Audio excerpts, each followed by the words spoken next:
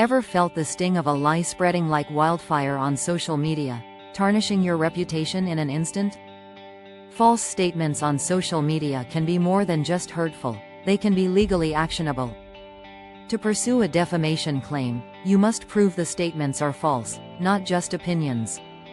These false statements must have been shared with others, causing real harm to your reputation. In some places, you also need to show that the person acted negligently or with malice. Legal battles can be complex and costly, so consulting a defamation attorney is crucial. If you're looking for a quicker solution, services like defamation defenders can help remove harmful content. When facing false accusations, stay calm and gather evidence to support your case.